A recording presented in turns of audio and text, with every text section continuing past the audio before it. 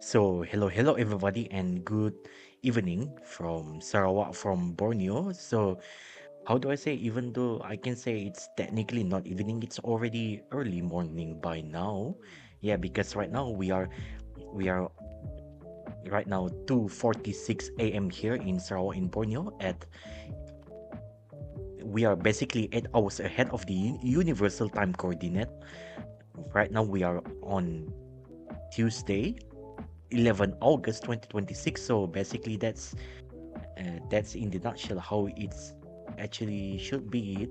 Okay, so that's why I said it's not 100% very correct to say it's evening. So more like more like good early morning. So is what it is. And anyhow, this is a little bit of stuff here and there, but yeah, there's some kinds of stuff that we can unpack sort of. Yeah, because especially even like few hours before, yeah, around, how do I say, even few of hours before I stream this, if you by now you should have already heard some, how do I say, maybe if you not even heard, maybe you actually even watch it happen on live, I can say it's pretty wow. That's it. It's basically just a straight up wow. You know why? Because I'm going to to tell you something. Why is that the fact? So I believe we can go. So hello everybody, and good early morning once again from Sarawak, from Borneo. Okay, yeah, from Sarawak, from Borneo. We are at 2:47:40 a.m. here. Okay, we are 8 hours ahead of the universal time coordinate, and apparently from what, yeah, and also we are on Tuesday, 11 August 2026. So that's basically it. But yeah, I do actually hope that the the sound quality and the whole thing stuff here and there, hopefully everything is looking fine and good, because so far there's I don't see much of the problem here and there. It should be fine. Okay, so that's basically in the nutshell. Okay, so just like I promised to you, okay, we are we are going to unpack just a bit about what happened before that. Okay, because this is highly very interesting. I promise to you. So why not we just go straight to the topic before we are talking about the launch for today, which is going to be that one. Yeah. But anyhow, maybe I can maybe I can say this kind of opening stuff. Okay. So hello everybody, and good early morning. I'm Dennis Suguwa, your host today for us to watch the launch of the JAXA's, which is the Japan Aerospace Exploration Agency's H3-22S rocket. Okay, in case you want to know, the H3 rocket family in general, from what I know, there's basically four version, but in this case, it's going to be the specific 22S variant. Okay, and this specific 22S variant, we can technically call this a return to flight for this variant, even though it's ju- just to say to say that before this flight there's already another flight, the flight 6. That one can be considered as the broad how do I say, a broad H3 rocket family return to flight. Okay, in case you want to know, in the nutshell, on the flight 8, which actually carries the QZS-5 with, okay, Quasi-Zenith Satellite-7, aka Michibiki-7, what basically actually happened is that during the payload fairing separation, okay, during the payload fairing separation, it, how do I say, it actually experienced a very, how do I say, very intense event where it separates way too hard, to the point that the payload adapter fitting it basically already broke off from the second stage, but by that point it's basically just only clinging, how do I say, clinging around. Okay, it's basically clinging around, still on the shape due to the due to the thrust produced by the initial stuff there on the first stage engine. And then once the um, two main engine of the LE9 finally shut down, and then eventually interstage separation, what basically happens is that the satellites the satellite and the payload adapter fitting all together basically just drifting around the drifting around, basically fully separated after the thrust inertia no longer there. And then the second stage basically just fires off without any kinds of passengers in and whatnot. So basically at that point, the second stage firing at that point, it's basically just a ghost passenger. There's literally no one there. It's just broke off. And yeah, at some point, even before the second stage already finished its job, basically the QZS-5, the Michibiki-7, it's already basically just lost into the Earth atmospheric, and then eventually just splash down with the seas, with the fishes like that. So yeah, it's but until then, this second stage literally fires way way a bit more longer than planned, and shutdown is kinda, I can say, no nominal. Doesn't look like there's any apparent of failures and whatnot, but it's pretty clear after when it tries to ignite for the second time after a little bit of the ballistic coast phase flight.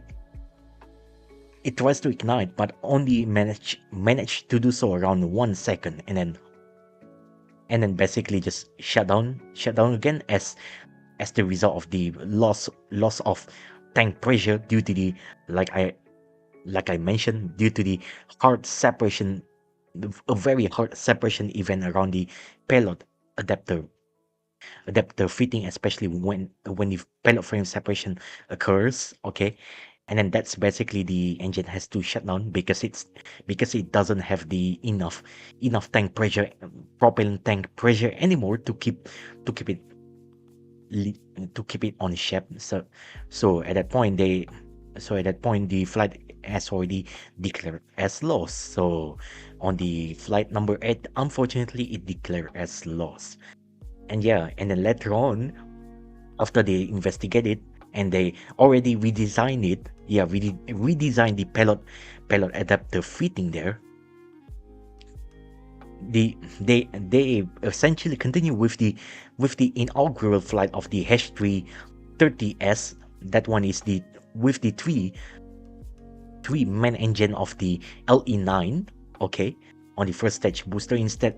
Sorry, on the first core stage of the rocket itself instead of the two. And that one is basically, from what I know, basically it's world's world's first expander bleed cycle, fully expanded bleed cycle rocket engine operation. So that's the world's first already after quite some time. So you can say Japan literally made the history.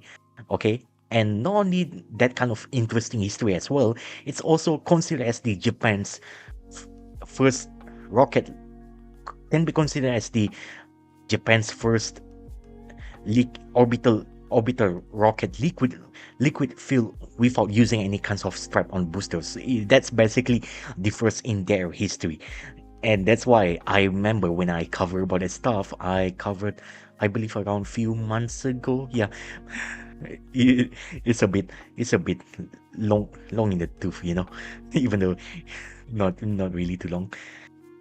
I remember how I actually got very interested about it, and then yeah, that's actually what leads me to this kind of journey. Yeah, and even though that one is the flight number 6, in reality it's more like the 8th flight instead of the 6th flight, like that, because originally that flight 6 intended to be just as that. the sixth flight instead of the rearrange and whatnot, because due to the complication stuff, and also especially around the captive firing test. Okay, when they try to test the rocket engine, when these three three cluster together, twice fires up, but there is some kinds of, how do I say, noticeable structural damage and cracks and whatnot around it, so they have to replace it.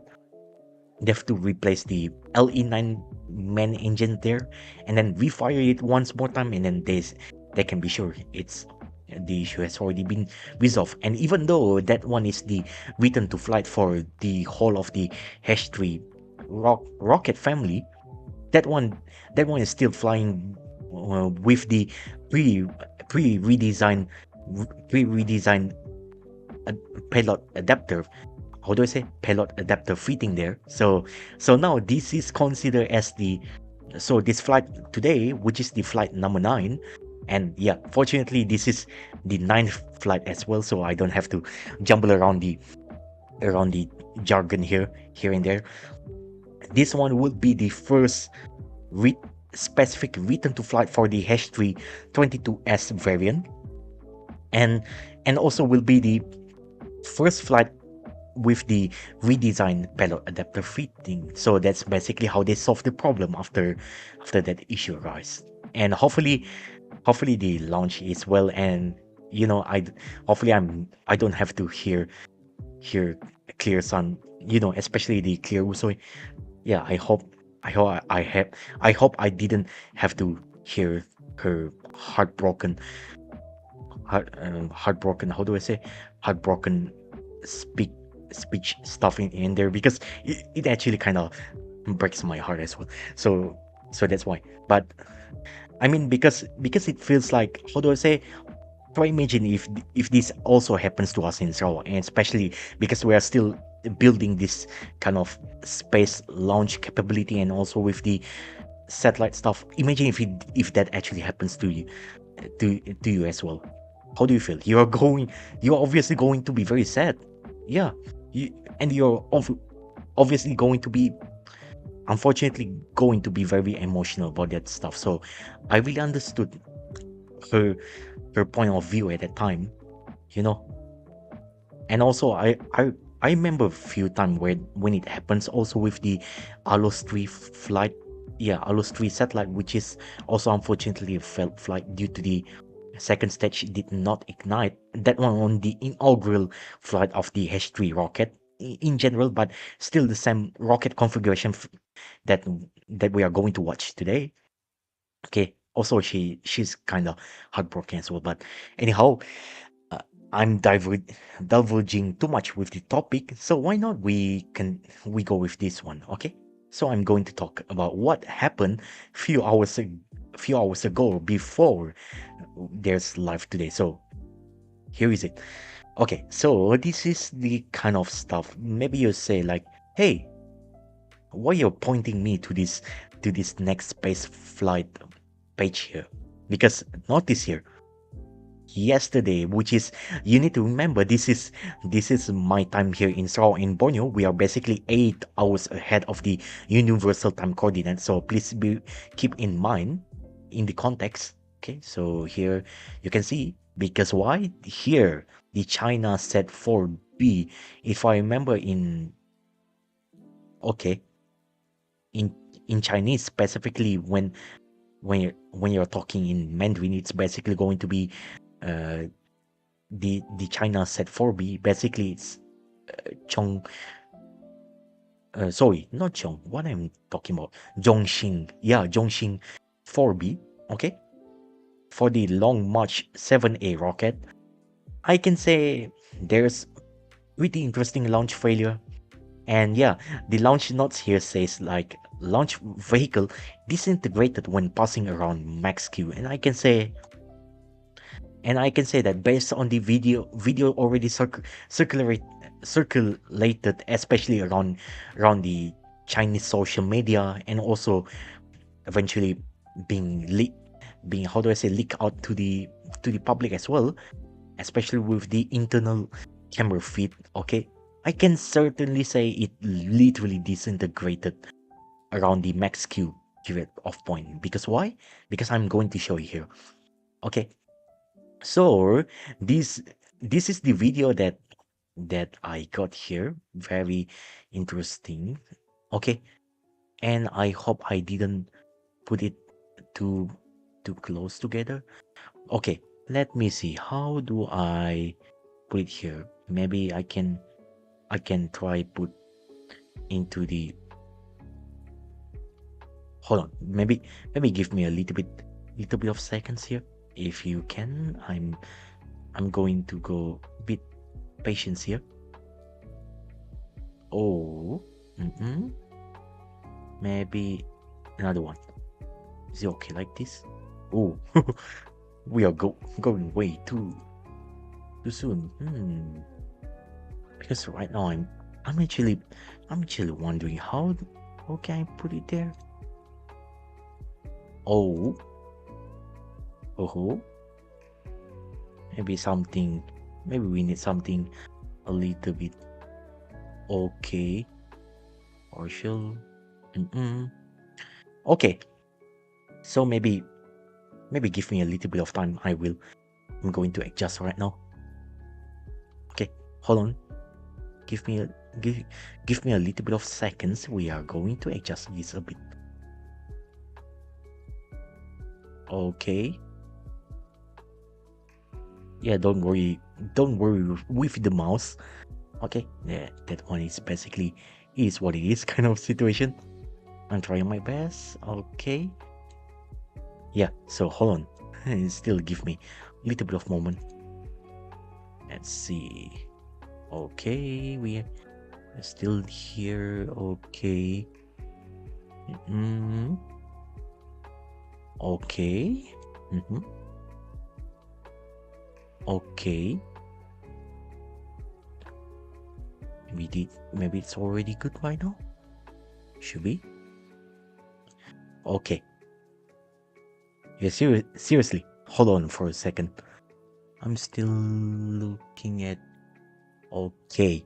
Okay, so that's actually the best what I can do so far. So yeah. Okay. So in case you want to know, this is the flight, especially around yesterday for the Long March 7A. Let me try see here. Okay, hopefully okay, it didn't fully disturb anything else. So I can show you here. So this is the flight yesterday for the Long March 7A that actually carries the, how do I say it? That actually carries the, reportedly carrying the China Set 4B, aka in, when you pronounce it in Mandarin, okay, especially in Chinese, it's basically Yongxing 4B, basically like that. Okay, so what happened is that if I show you, this is going to be very interesting. So I'll let the video plays around. Okay, I'll let the video plays. You can hear for yourself. Should be okay, isn't it? Yeah. So this one is actually coming from, how do I say, from the NASA spaceflight Discord. Especially if I remember, this one is actually posted by the Cosmic Penguin himself. So I'll let you watch. You will see why. Okay. Okay. So I'll let you watch here. Let me see. Okay. Here you go. If you're ready, 1, 2, 3. Let's see.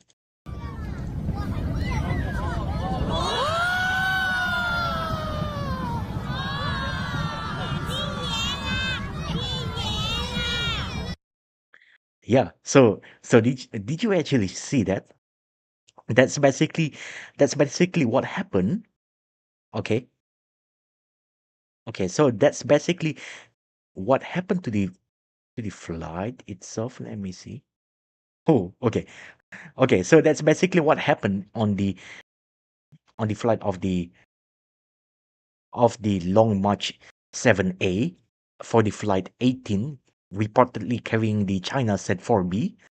Okay, that one is not really that good. If I let you see, you can try see there. Here, this is I can give you a little bit of slow motion. Maybe I'll let this video moving in because I want to see if it obstruct the view. Okay, I believe. Ooh, okay. So so you can see this is the preview once again. Okay, so if you see what happened into the flight, watch as I'm slowly give you scrolling in. Okay, this one is actually happening around 85 seconds into the flight. So as it goes to the max Q, which is the maximum aerodynamic pressure, okay, watch as the one of the oh, okay.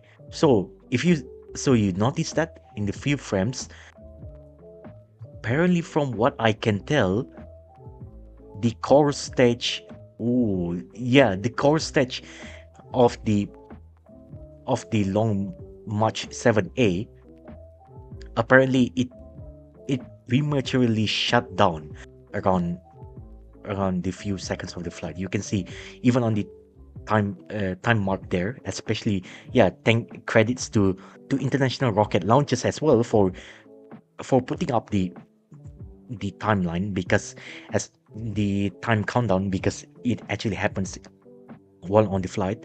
If you actually see that, that's actually not really good. The core stage apparently shut downs way too early, and then that's basically where you can actually see on the here. If you see on the internal camera view, on the upper on the on the upper view there, you can see how by the time it actually reaches to the max Q, the interstage between the second stage and third stage, it literally experience that kind of that kinds of, what do I say, collapse there. You can see it still continues until to the point where the payload fairings itself collapse and no longer can support it, and but at this point the the satellites and the upper stage itself no longer can function anymore, and it's just continuously flying. And you can see s- s- basically the first big explosion there, and then followed by another another 1+ seconds into the flight before eventually it no longer can support, before eventually the flight termination system finally kicks in, and that's basically where the rocket starts shut down. You can see it actually still flies a bit for a few more seconds. Okay, already in the fiery explosion right now, and you can see the rockets no longer can properly guide itself properly correctly, and you can see it's still kind of igniting, but at this point there's literally not much hope, even with the strap on altered together with the first stage, with the core stage, and then that's where later on the flight termination system, the FTS, literally kicks in, and should be around this point, the boom. That's basically how it actually happens. This one, the second explosion, is basically bigger and completely seal off the fate of the Long March 7A Flight 18 missions that just happened in around few hours ago. So that's basically what happens into the flight. In the nutshell, it could have been anything else. It could have just also been the, how do I say, it could also been a little bit in the problem. What I suspect is a little bit as the, it could have also been a little bit problem with the quality control. Who knows? But that's basically it in the nutshell. But yeah, I don't want to talk too much. So that's So until then, until we know for certainty what actually happens into this flight, well, you can say that any rockets that's basically uses the any Carolox based long march long march rocket series that uses this, it doesn't matter the long march 5, long march 5B, even with the, if I remember correctly, the long march 6, 6A, 7, 7A, if I remember correctly, even long march 8 also uses this. Yeah, 8, yeah, long march 8, 8A, and then eventually, even if I remember correctly, with the, yeah, something like that, as long it actually uses this first first stage rocket engine, which, if I remember, the YF-100 rocket engine, it doesn't matter which variant, the K variant, the N variant, H, whatever is it.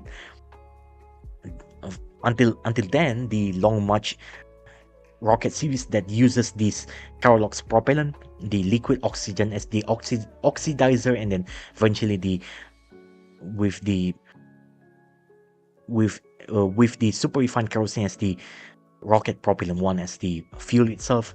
Until then, it's basically got grounded for quite sometimes, and yeah, that's basically, unfortunately, the kinds of reality that we have to wait. And yeah, especially it's going to jeopardize all of the, yeah, jeopardize all of this timing with the Long March 12, which slated to happen around 6 days from now, and then with the Chang'e 8 launches on board the Long March 5, which actually slated happen around 13 days from now. So yeah, it's not 100% sure how this flight will be going. So unfortunately, this is something that we have to wait for certain. Yeah, but anyhow, that's basically it. I'm not going to discuss so much because there's not many enough information for us to make any kinds of conclusion or any kinds of certainty for sure. But yeah, that's basically it as well. And yeah, we are still waiting in as the rocket are still ongoing for the fuel for the flight itself. So yeah, looks like we are at T minus 10 minutes and 30 seconds before the flight. And yeah, rather than giving you too much of the explanation, because I already have used that explanation to describe what happened with the Long March 7A flight 18, maybe I can give you a little bit of talk about this kind of rocket. And yeah, you can especially see there, this one is the long, oh sorry, talking about, okay, maybe I can try, yeah, so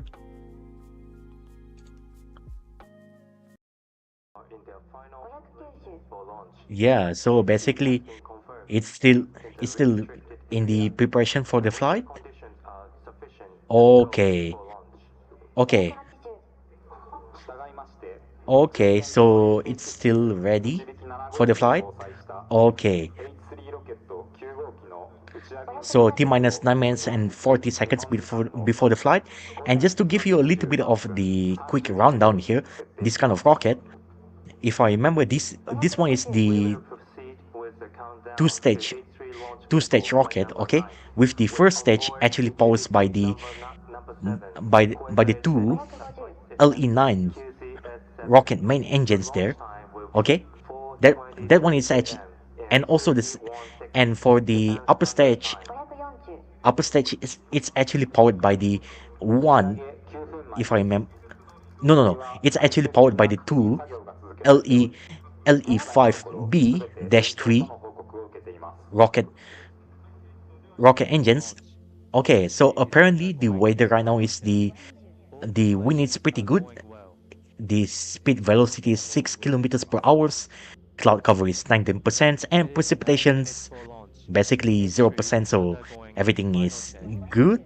And yeah, okay, so everything is going well.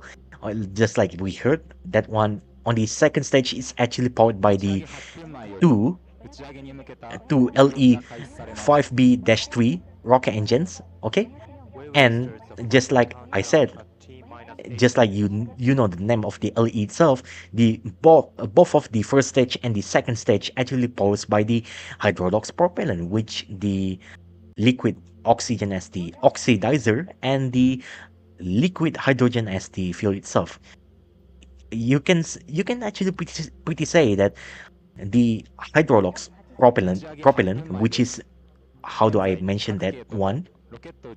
Okay, that one is actually a pretty very powerful and very efficient rocket engines, but how do I say propellant? But there is one one problem, which is that the liquid, how do I say, the liquid hydrogen, even though you can liquefy it, it's actually much, in terms of the density, it's less denser in comparison to even the most kind of industry, the emerging mainstay of the Metalox rocket propellant. The liquid oxygen is still the same as the oxidizer, but it replaced with the liquid methane. Okay, even then, that one is basically around, like, if I remember correctly, around 3 to 4, 5 times much more denser in comparison to the li- liquid hydrogen.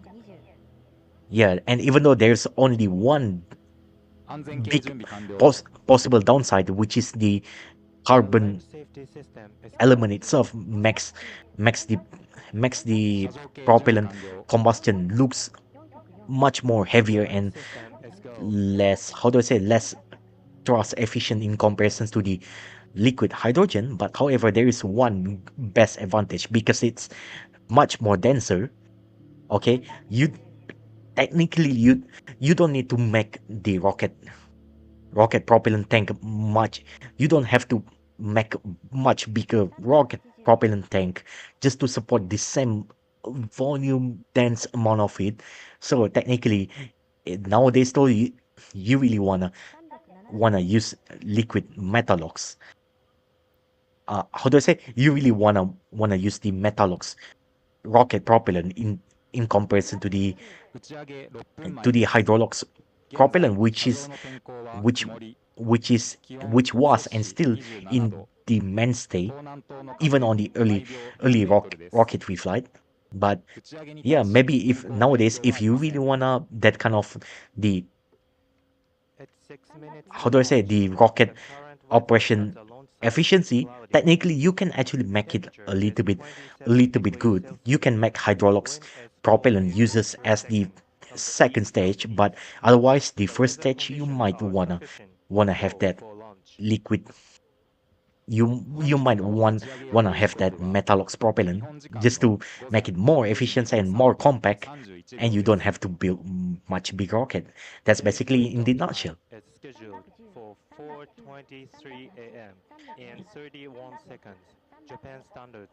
Okay, get ready at T minus 5 minutes, and we are getting ready and still going for the flight.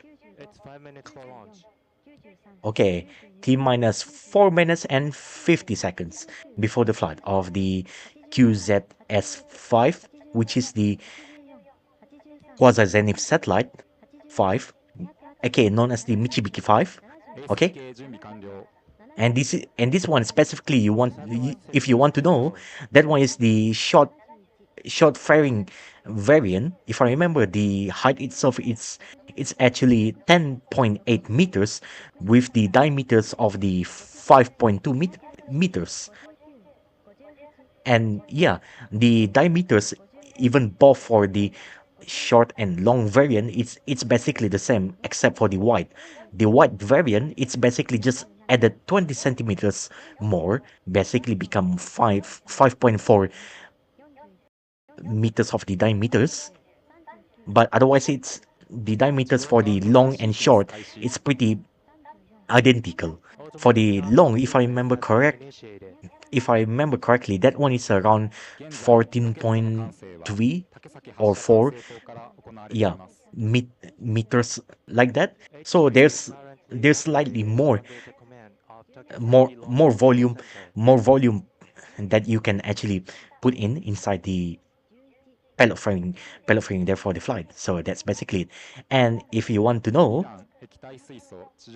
okay, so if you also want to know also as well, in this flight, there's basically two solid rocket boosters here in this case because 22S, okay, the two in the front indicates two main engine, and the another one on the middle two, it's basically two solid rocket boosters variant, which is right now it uses the SRB3 instead of the SRB-A3. SRB-A3 is basically the licensed technology taken from taken mostly from the US solid rocket propellant kinds of technology, but the SRB3 is basically the domestic Japanese version of the already research stuff. So basically they were able to manufacture this themselves and also able to use it for themselves as well. And we are not going to be that long. We are at T minus 2 minutes and 15 seconds before the flight. And I'm going to explain just a little bit. So we are going to go. So this is the page about the Quasi-Zenith Satellite System. This one is basically the objective is to provide additional coverage on top of the GPS, which is the global positioning system. This one specifically uses for the navigational system around the Japan and its coverage area, especially any any regions that also get this QZSS coverage as well will also get benefit of this, especially for us here in Borneo. We also get this one as well, this kind of stuff. And yeah, with the ground control stuff, this one for the users around the very dense and also around the mountains area. So it's pretty useful if you're living around that kind of area. That's basically in the nutshell. And this one will be put into the Tundra orbit around the geos synchronous geosynchronous Earth orbit, if I remember correctly. So that's basically it. And this one is in minimum.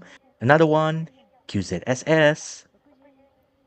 And yeah, and this is another batch as well from what I can get. And if you can understand Japanese, I highly recommend you actually read this. Okay, we are getting ready in. Yeah, so you can actually read this for yourself if you're very interested. An official website and another one, and you can see there.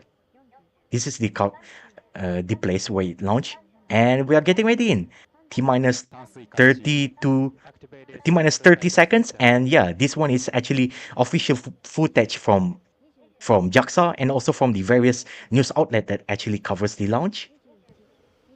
Okay, and also thank you to the international rocket launchers for giving us this stream combined together so we are able to see it. Okay, the torch igniter is already on. T minus 10, 9, 8, 7, and get ready in. Water garden sound suppression sound system has already initiated. All 2 LE9 main engines has already started. SRB3 two solid rocket boosters, strap-on boosters has already ignited, and we have liftoff. We have liftoff from the Tanegashima Space Center from the Yoshinobu Launch Complex to the LAY2.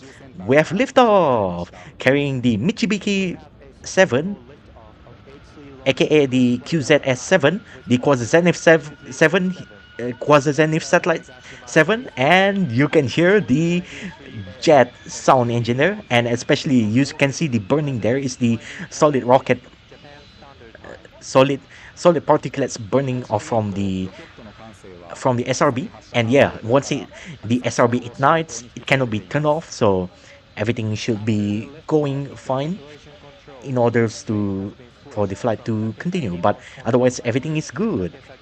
By now, she have already gone into the supersonic and eventually to the max Q. Okay, it's right now flying above the Pacific Ocean region right now, and by now she have already getting ready in for the burnout of the SRB. Get ready in. Should be ready anytime soon. And by now, should have already burned out. As you can see, you will see the SRB-3 solid rocket boosters. You can see there it's already tapered off slowly, one by one. And even with that, there's a slight leftover thrust as the result of the burning there. But otherwise, it will be discarded pretty much soon. We'll see that. Okay, and you can see we have clear separation of the SRB-3, also or two SRB-3. The strap on solid rocket boosters has already separated right now, and now the two LE9 main engine rockets here right now is now in the operation into the flight, and it's now on the way going to its destination of the orbit, especially around the Tundra orbit, on the way destination to go there, providing extended and more complete regional coverage to Japan and its coverage area surrounding the Asia Pacific, Asia Pacific, which also augmented this GPS technology with the global positioning system satellite into the orbit. And let's hope all the best for the flight. T plus 3 minutes, 180 seconds into the flight. Everything looks pretty nominal. Okay. Okay. So it should have been very good. H3 flight is on course. Okay, Current H3 altitude is flight about is still 92 in kilometers. on course right now, Velocity is about 2.2 and we are kilometers per getting ready second. in for the payload fairing for the payload fairing short separations. We will see at around mark 5 seconds from now. We are getting ready in, as we will hear the call out soon, or even the visual view.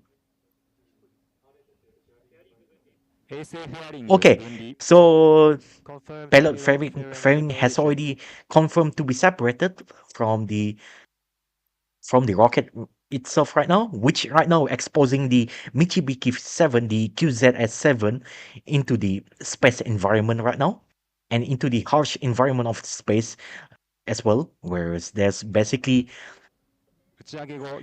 by now, because it's already pretty 4 minutes cold into right the now, flight. around negative 186 degrees Celsius. So it's already subjected into a very extremely cold environment of the space right now, as it goes into the nighttime right now. Okay, you need to know we are basically in the nighttime, the same as well with the Japan. H3 Japan is flight is on basically course. just Current 1 hours altitude is ahead about of us. They are in 167 the kilometers. UTC Velocity is plus 9. about We are in 4.2 kilometers per Borneo. second. We are basically UTC plus 8. And we are getting ready in for the first stage main engine cutoff. Miko, we will hear that soon. 3 seconds from now. Mark, get ready in. And main engine cutoff has already confirmed. Confirmed first stage engines cut off. And here we go. We have stage separation confirmed between the first stage and second stage. And get ready for Confirmed the first two stage and second stage separation. LE5B-3 main engine. Sorry, the second engine will start, and the operation has already started for the second stage. We have second engine start number Confirmed 1. first burn of second stage engine. Okay, so we have already fully confirmed second stage engine start number 1 has already confirmed. The SAS-1 has already confirmed and beginning in.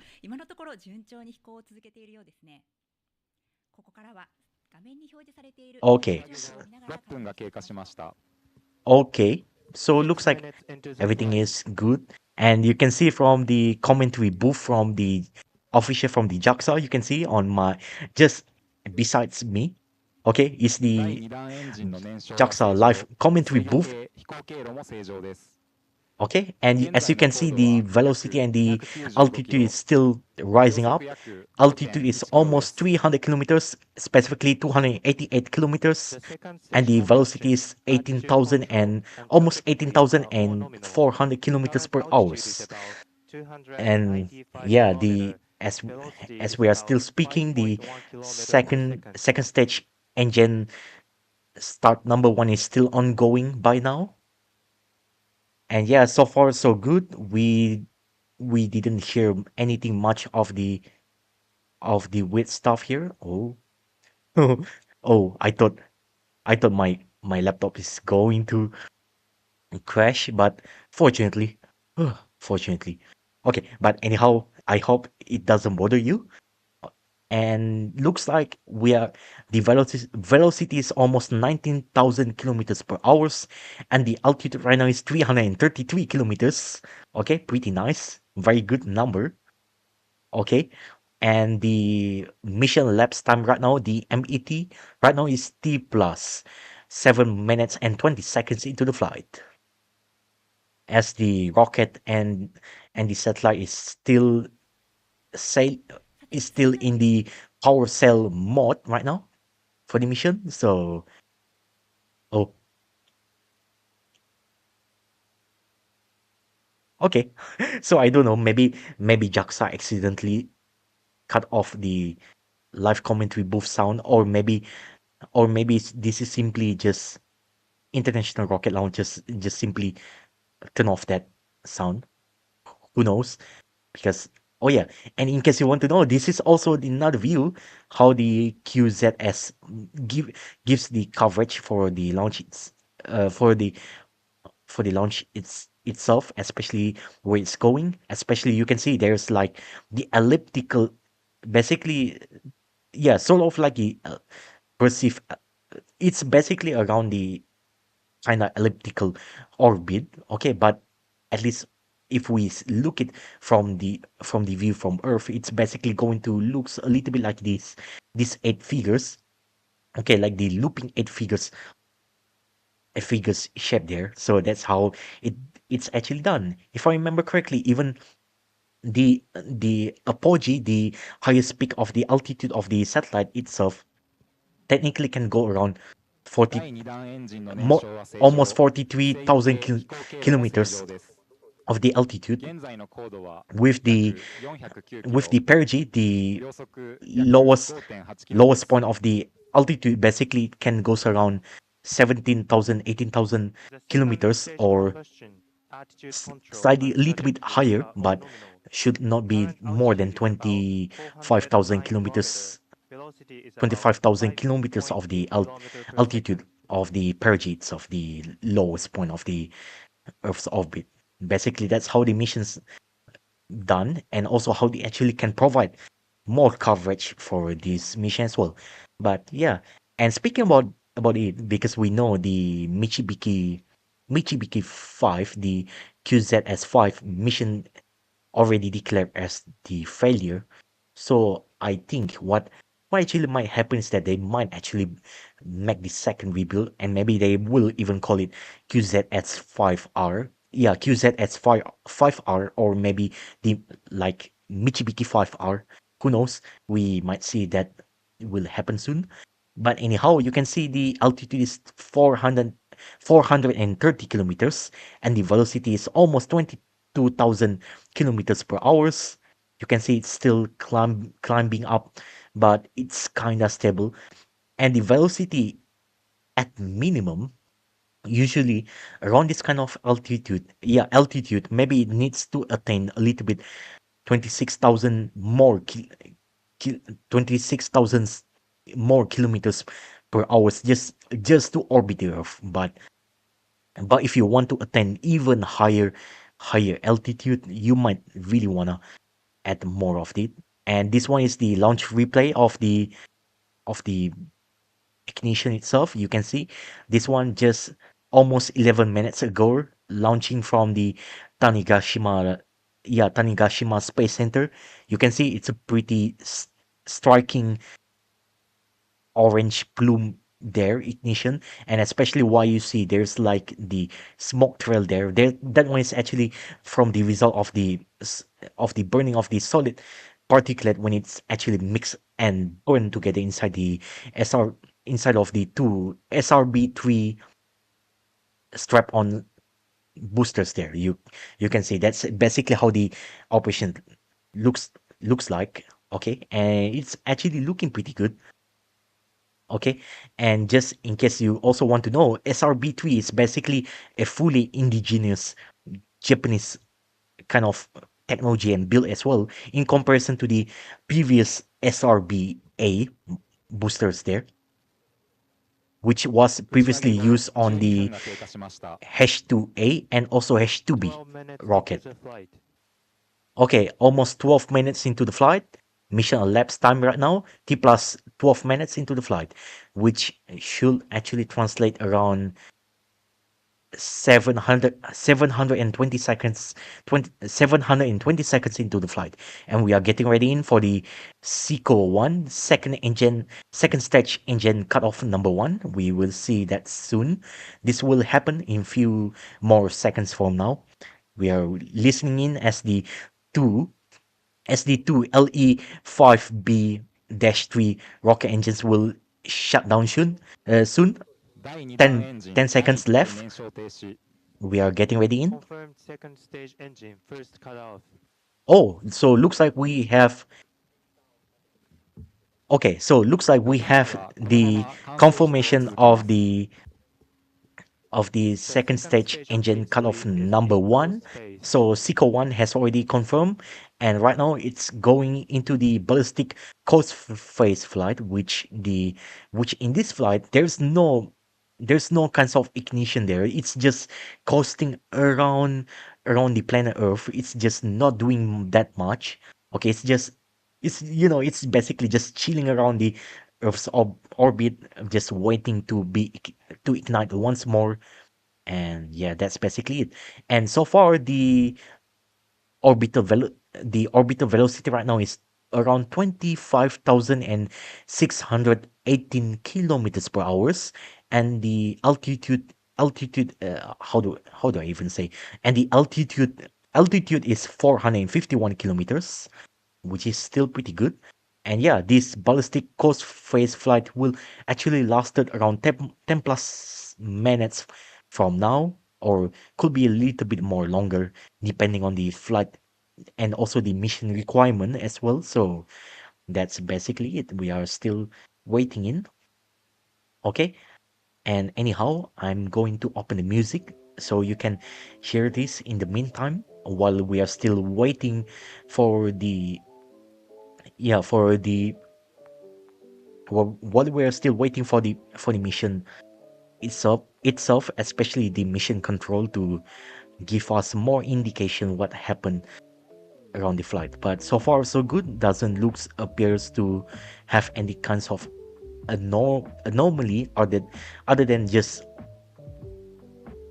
a bit earlier cut off, but that's mostly because the velocity itself already attained the orbital velocity. Yeah. Okay, so 15 minutes into the flight.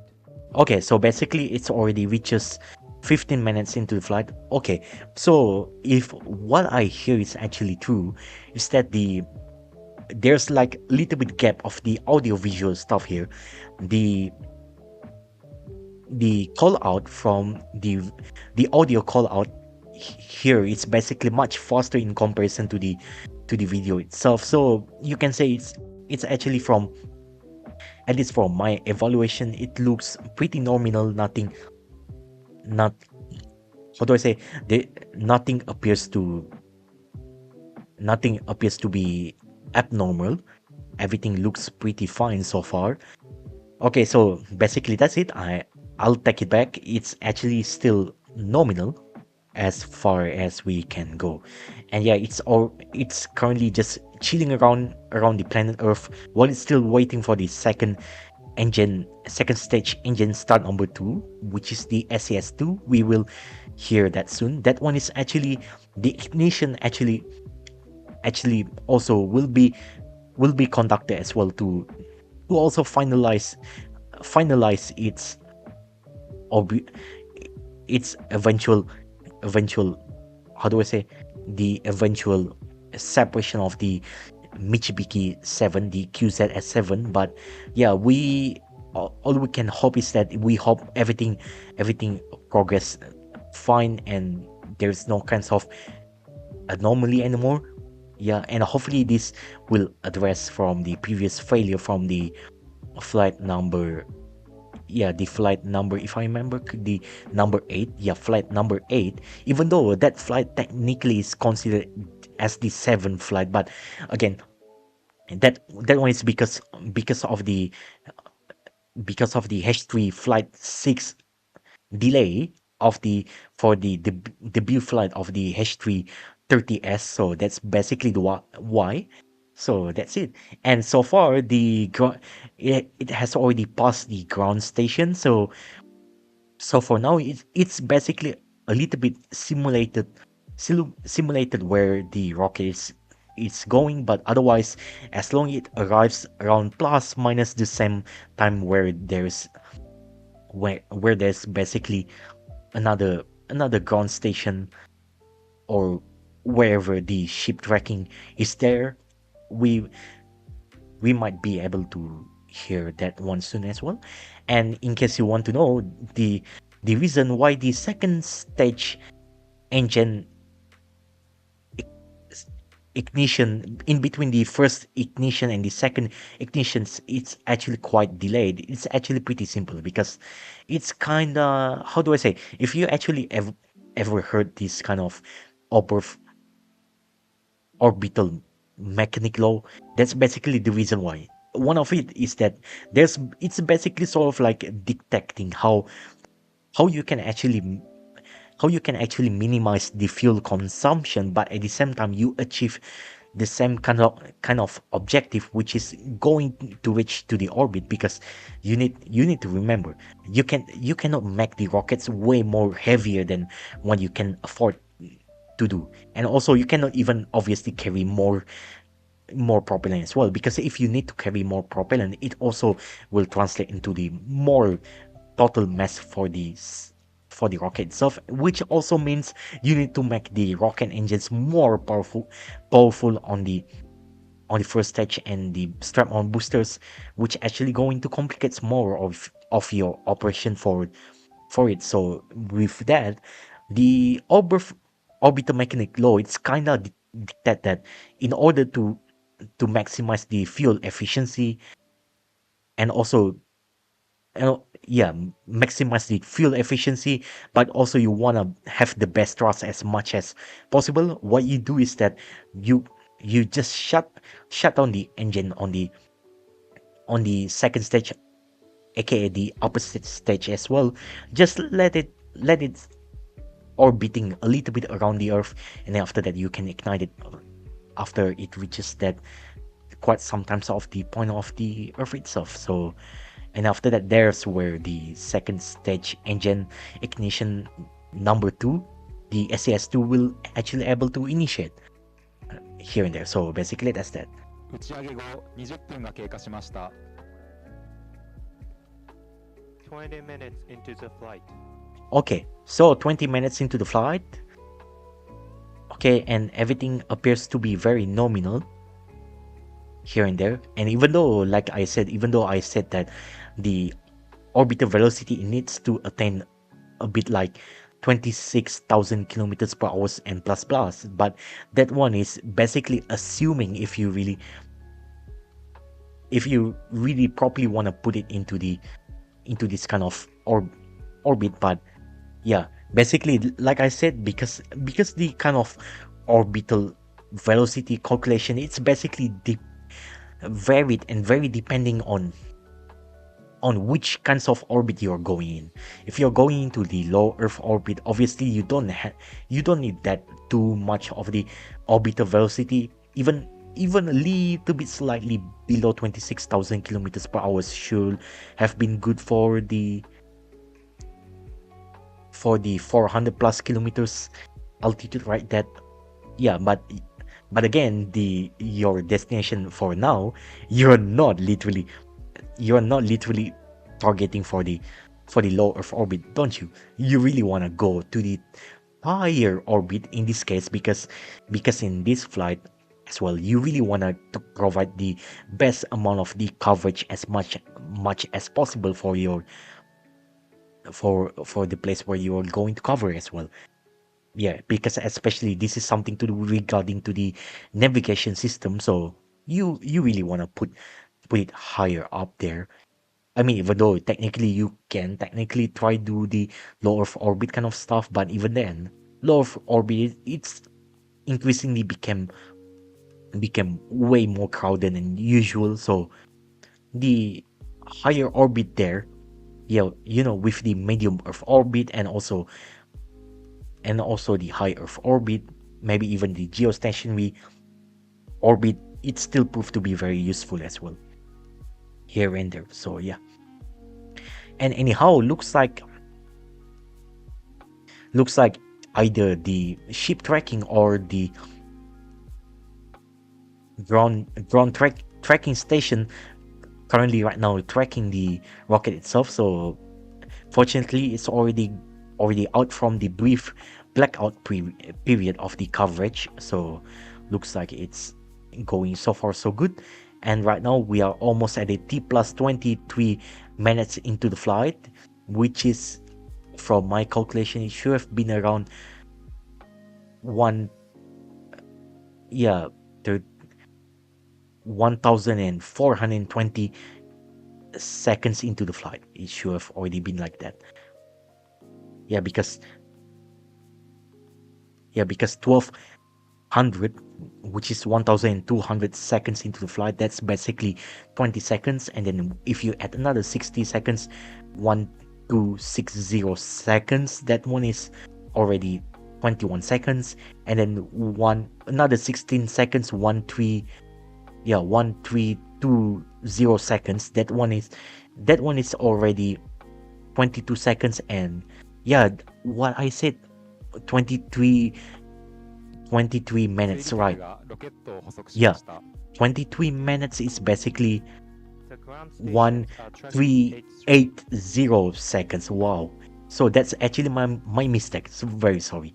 So anyhow, almost 1420 seconds. Okay, 24 minutes into the flight, we are getting ready in for the second stage engine ignition number 2. We are getting ready in for this SAS2. Get ready in.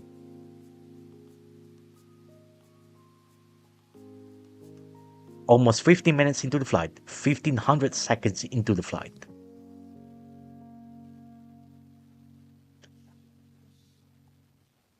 Mark, we have ignition on the second stage engine. We Confirm have second burn of second stage engine.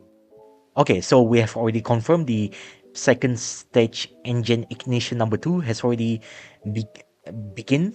Okay, and this one will take a little bit few more minutes before eventually the second stage engine cut off number 2 will will eventually take place. But that one, in the meantime, this one will add a little bit thousands more of kilometers per hours of the orbital velocities needed to go to the Tundra orbit as well. So with the 8 figures orbit, so that's why it's pretty important for this flight. And even though you see the altitude is kinda dipping right now, 388 kilometers, I can say don't worry, this is actually pretty normal. This is basically what you do in order to raise up the orbit. You will do it at the possible lowest point of the Earth orbit as much as possible. You just ignite it. In return, it's basically going to slingshot your highest peak of the orbit to much higher further point than before. So that's why it's pretty important, even though you sacrifice that altitude just a little bit, but it's actually much more efficient to just go to the highest point of the Earth orbit, aka the apogee orbit. You use this kind of semi-perigee, in this case the semi lowest point of Earth orbit, in order to push your satellite and your rocket to higher up there. So that's why. But anyhow, the velocity is 29,600 kilometers per hour, and altitude is 375 第2エンジンが kilometers. 燃焼中です。 Okay. Second burn is ongoing. Okay, the second burn is still ongoing, as we have 第 heard 2番エ from ンジンの the 燃焼は正常。 yeah, as we have 水 already 平 heard 経 from 路 the も正常です。 mission control there. ロケットは順調に飛行を続けています。 Okay, Second stage systems are operating nominally. okay, H3 flight is on course. okay. So that's actually a very good sign. This is what we want to hear. Okay. Okay. So anyhow, a little bit sorry, I didn't actually pull off that music, but it's okay. And this is the banner that you need to see, but it's okay. It's okay. And that's actually not a big problem. I should have already put up that text sooner than later, but anyhow, here you can see the flight is still ongoing, and we are almost at 20 plus 28 minutes into the flight. Okay, we are getting ready in. Okay, which is basically around, okay, mark 28 minutes into the flight. We are getting ready in for the second stage engine cutoff number 2, SICO 2. We will see that. And then shortly after that, by that event, should be the QZS-7, Michibiki-7 separation. So hope for the best for the mission. Okay, we will see. Hope for the best. And good luck to JAXA. Here we go. The orbital velocity is 33,300, 400 kilometers per hour, and the altitude is 380 kilometers. So it's rising up, and this is a very good sign, just like dipping and then going up again. We might hear soon from the reaction of the JAXA mission control room there. We'll see. Okay, looks like the second stage engine cutoff number 2 has already confirmed, and this is a very nail-biting moment. We will see whether or not the Michibiki-7, the QZS-7, Quasi-Zenith Satellite-7 will be finally deployed, and that's a very good sign. We have already heard the clapping from the JAXA Mission Control Center. Once again, we have successful launch of the Michibiki-7, the QZS-7. We have successful separation after the second stage engine cutoff number 2. Everything looks pretty fine, and looks like a really happy face there, but there's still focus needed onto the mission. So that's basically the mission has already done its job pretty fine and pretty well. And this is the view from the okay, so this is the view from the Tanegashima Space Center. You can see it looks pretty good and pretty fine. So that's basically it. Thank you so much, International Rocket Launchers, for the for compiling all of these stream, and especially for providing the official stream from the JAXA, from the Japan Aerospace Exploration Agency. So thank you so much. We already saw that. And fortunately, for the specific variant of the H3-22S rocket, now we are back, baby. We are now back, and I can say for 100% real for certain, Clear Usoi is pretty once again happy and pretty much relieved. And fortunately, the payload adapter fitting survived the test after the redesigned flight for today. This one is the first flight of its redesigned component, so that's pretty good. And yeah, it's really good. We are back again into the business, and hope for the best for not few, but hopefully for the rest of its lifetime flight. I hope it actually able to create that kind of legend, especially with the H2 H2A and H2B rocket legacy. I hope it actually can carry that torch, and that's basically the it. I don't want to talk. Oh, I'm sorry.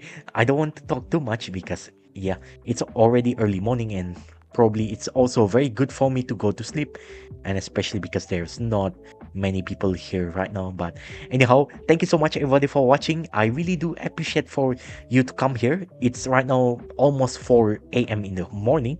Specifically, it's already 3:45 a.m.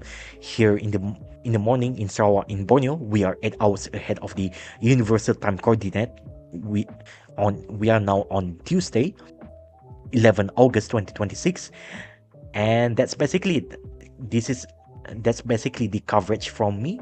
Okay, for this successful 137th live stream. Yeah, I've already been live streamed since like what? Since like experimentally, I've already streamed around early June 2024, and I regularly go live stream, maybe except to the few occasions of the semi hiatus stuff because of because I'm not in my place where I should be able to stream. But anyhow, it's good.